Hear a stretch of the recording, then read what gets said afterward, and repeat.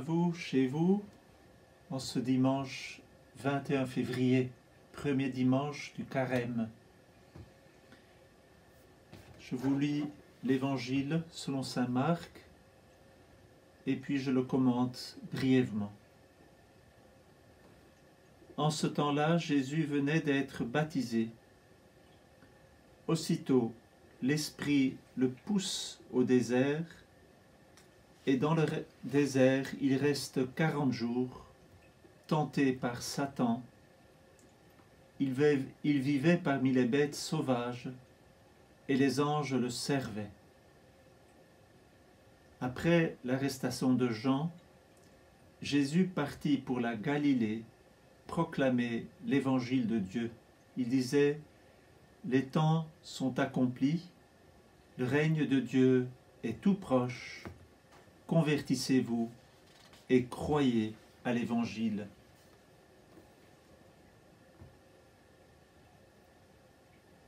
En ce temps-là, donc, Jésus venait d'être baptisé.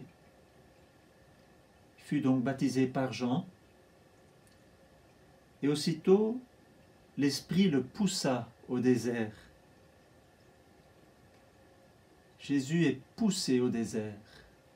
C'est-à-dire que il se laisse pousser au désert.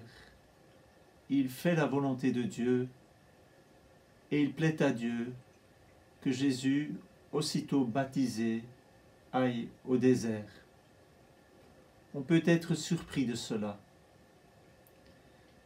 Il va au désert où il va rester 40 jours.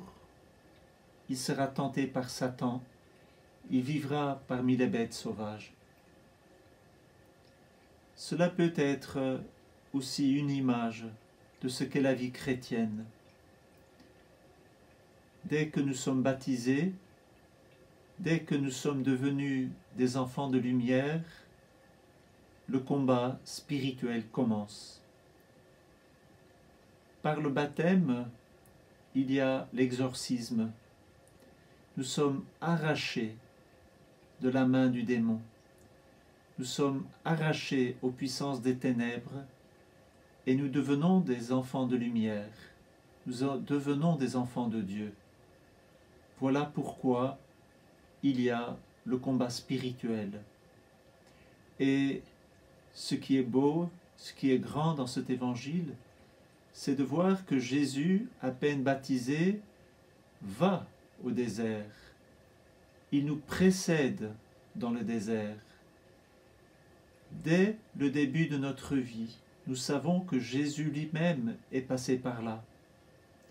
C'est une lumière sur toute la vie du chrétien. C'est que s'il sera lui aussi tenté, c'est que Jésus l'a devancé.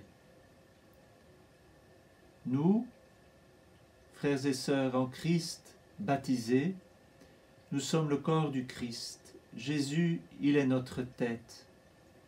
Si la tête qui est la nôtre a voulu passer au désert, s'il a voulu être tenté par le malin, par le démon, c'est pour que nous aussi, pécheurs, nous soyons arrachés à l'empire des ténèbres et que nous entrions pour faire partie et pour constituer le règne, le royaume de Dieu, son corps.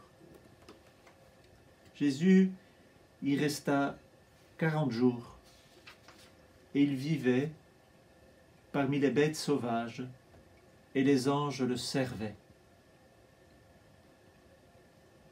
Le Christ, Dieu qui s'est incarné, par son incarnation, il s'est incliné sur la terre. Et nous voyons que la mission des anges accompagne la mission du Christ.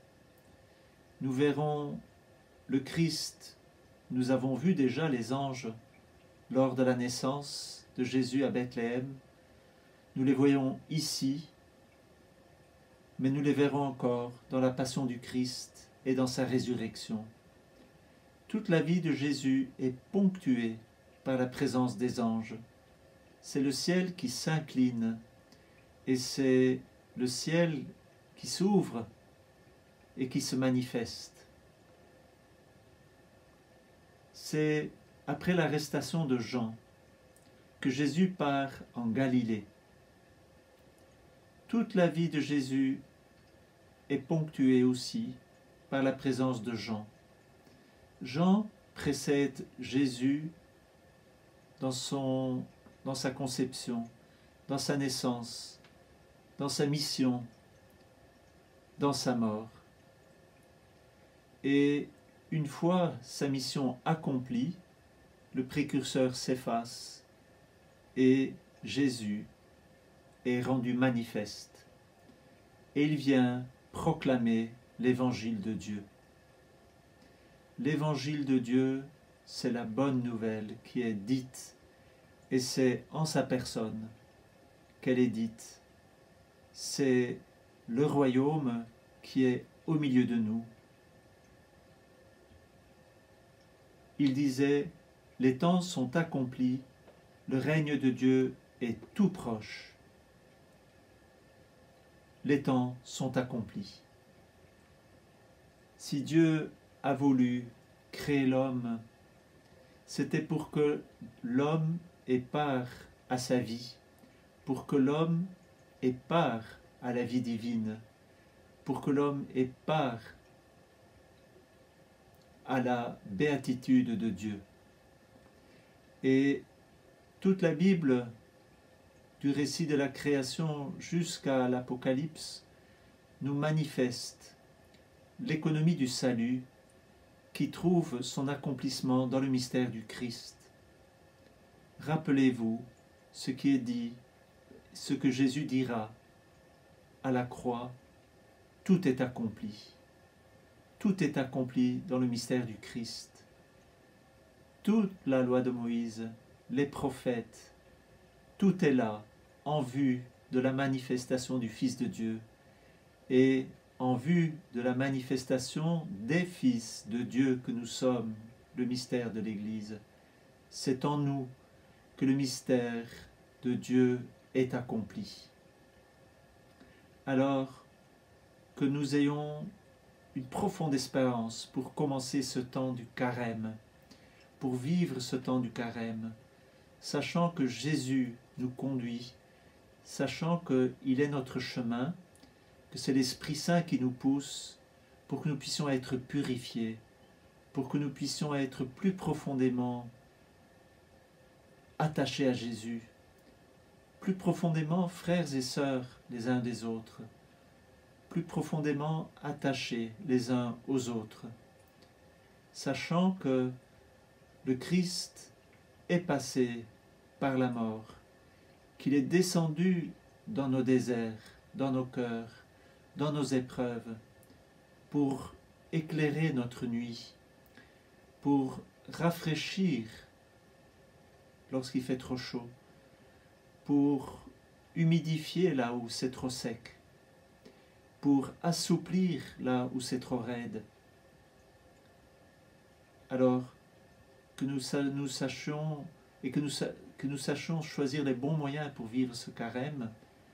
Le mercredi saint le mercredi des cendres nous disait que nous puissions être dans la joie d'offrir une aumône, dans la joie de jeûner, dans la joie de prier, que la gratuité soit une caractéristique de notre carême pour que la paix du Christ, la joie du Christ, la sagesse du Christ nous soit donnée et que nous puissions vivre et témoigner de sa présence. Alors, bon dimanche et bon carême.